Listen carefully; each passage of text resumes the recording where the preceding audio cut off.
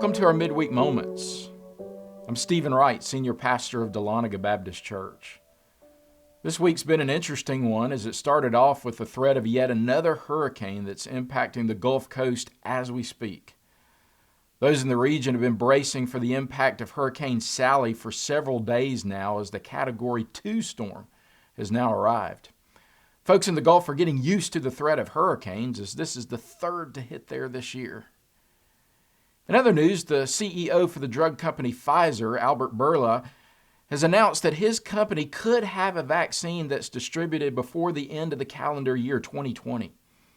He's not sure what the Food and Drug Administration will decide, but testing is now in its late stage.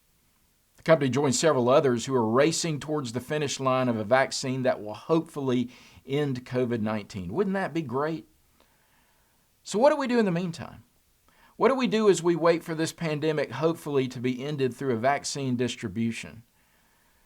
Well, as we've been discussing over the last several weeks, there's a whole lot that we can do. We can remain faithful to God through our worship of Him and our efforts to stay close to Him every day, even if it continues to look different.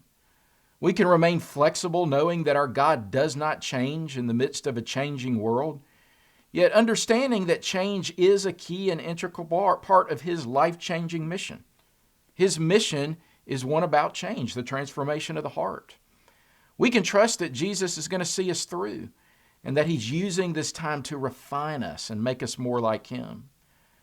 Perhaps COVID-19 is a time of preparation for His church in America as He's preparing us for a work that is far beyond our ability to comprehend at this point. And wouldn't that also be great? Wouldn't it be great to be able to be part of one of those spiritual awakenings that God has blessed our nation with in the past? It's been over 100 years since one has occurred. Isn't it time for another? And yet, if you study the spiritual awakenings that have taken place in our nation, you'll notice some characteristics that accompanied them.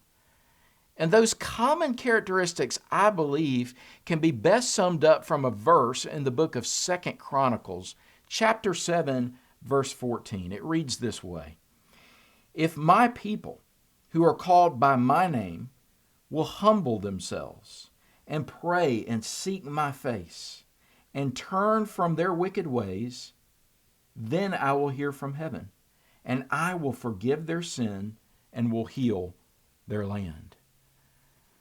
There are several things to take note of here, more than we have time to cover right now. However, the one glaring part of this verse is that God is addressing His people in it.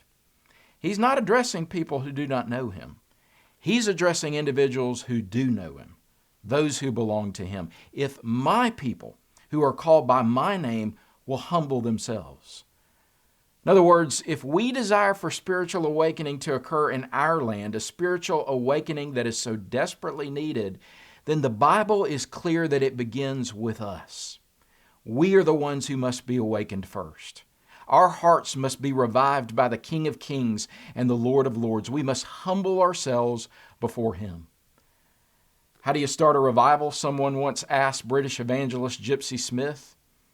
He replied, "If you want to start a revival, go home and get a piece of chalk. Go into your closet and draw a circle on the floor. Kneel down in the middle of the circle and ask God to start a revival inside the chalk mark." Thanks for joining me for these midweek moments. I hope the rest of your week is one that is lived with Jesus as your King. God bless you.